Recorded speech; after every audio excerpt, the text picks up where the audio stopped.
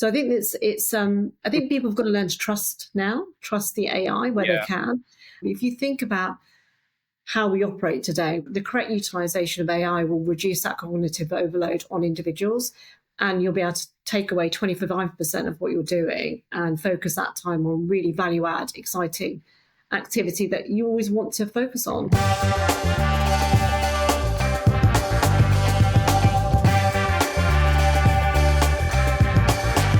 In terms of global banking and HSBC generally, how is AI having an impact?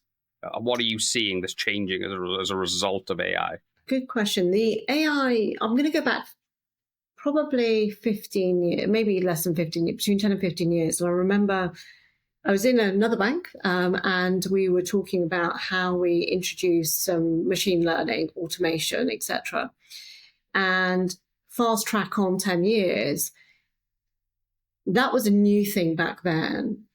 So I see a mix of companies that still are almost the same as that 10 years ago, but I'm seeing companies that are almost fast tracking and moving forward at incredible pace with what they can do.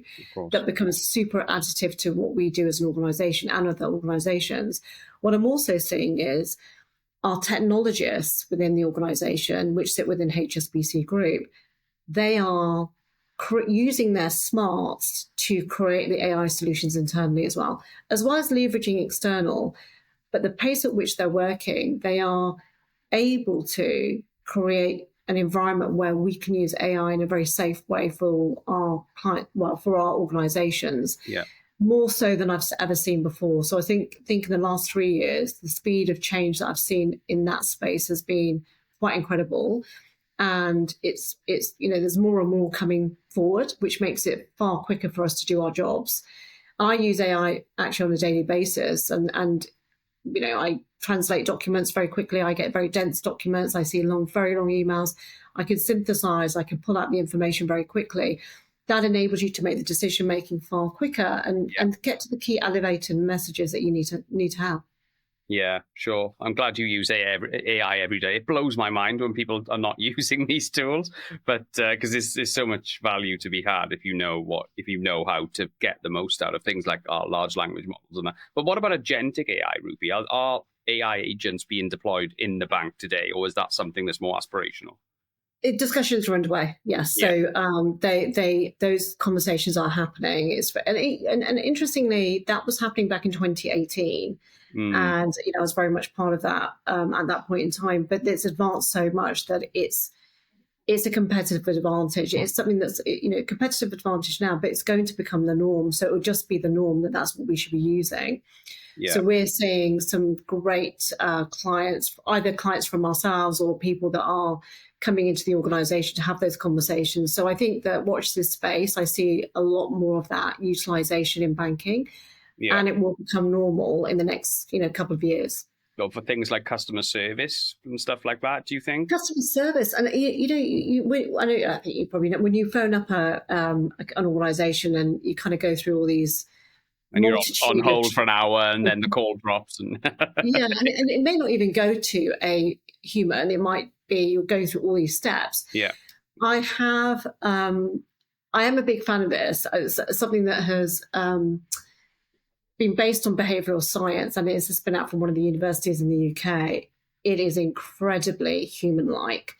And I was, immersing myself in this product. I was asking some random questions to see how they would react.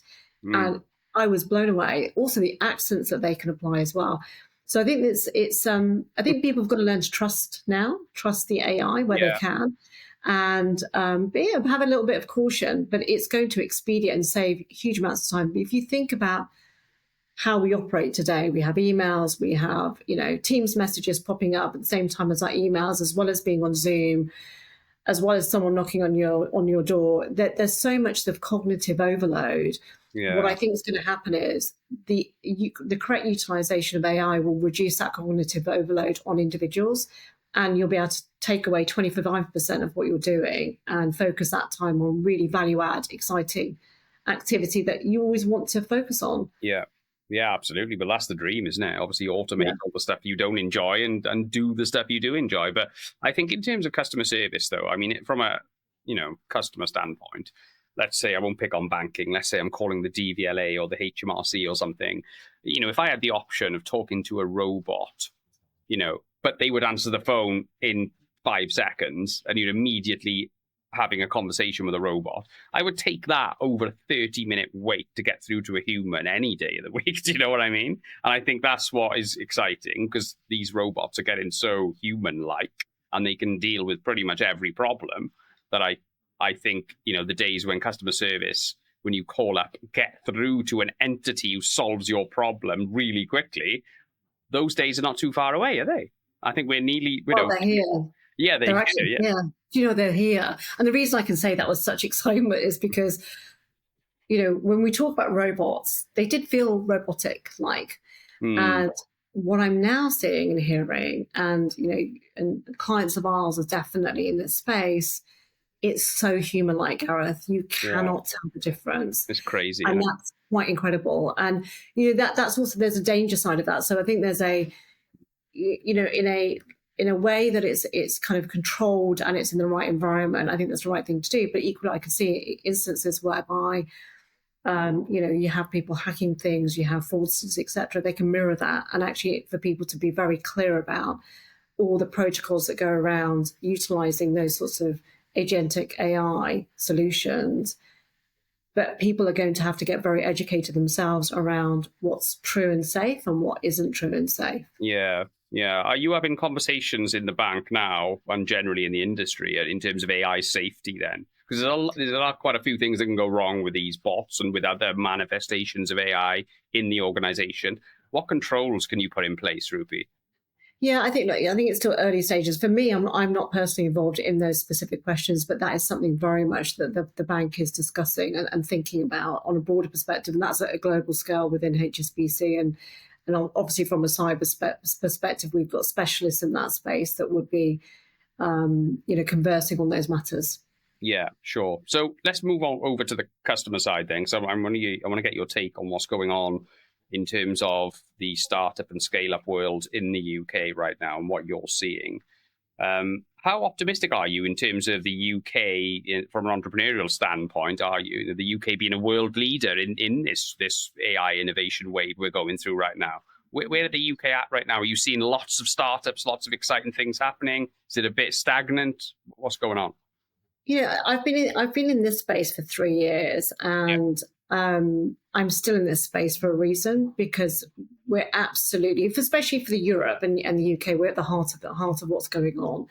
We're number one in Europe. I think that's got to be said. That there's something to be said about that. We have absolutely number one for VC investment in Europe. There's it's not just London. There's 40% of VC rounds are outside of London now. So that's a significant shift in the last couple of years. We're seeing that it's blending out into the broader UK, which is great to see. And part of that is because we have a lot of we have great universities, and we have university spin-outs. Now, US is going to be number one, along with China, and it's probably one or two, whichever way around it is. They're going to be dominating. My personal view is that we have a lot of untapped talent within Europe and within the UK, and we need to have the trust and the ability to create the environment for our VC companies to obviously invest correctly, our companies like innovation startups to have the support that they need to be able to get that investment. And also when they decide to IPO, they do that in the UK. So it's creating that environment. And I'm not close enough to the government policies on that, but creating that environment for that ecosystem, it's very much, I think we have a huge part to play on the world stage, and we are number one in Europe, and we can't take that away from the UK at the moment. Yeah, but there are still entrepreneurs who go to America because they see that as the place where they're going to get capital, where they're going to get investment, where they're going to get given a chance. Are you seeing it sort of the gap close with the UK? Is it, or America still like miles ahead in terms of being the best place in the world to pursue an entrepreneurial endeavor related to technology, of course? I think the gap is still big, and that's my personal perspective. Not statistically driven. It'd be difficult to say otherwise, wouldn't it? I mean, yeah, it would. But I give you an example: Jensen Home and video. Of course. are investing, was it around 2 billion or something into the UK? He's actually investing in one of our clients that is related to customer services, behavioral science solution. And so I feel optimistic that that bridge with US and UK is going to help with that encouragement of investment of big names investing in our UK companies. Now, seeing that this year for me gives me a lot of excitement that we are going to expand further in the UK. Do I think that we could be number 2 to US? Yeah, I do. It's going to take time. We need investors. We need our companies, collective innovation companies, to have the trust of the UK and actually be happy to do what they need to do to get listed, to do their IPOs. And we need our VC companies and PE companies and angel investors investing in those companies that are UK based. And UK companies buying the services of those innovation clients, because that will create that circular flywheel effect, which is super important for UK.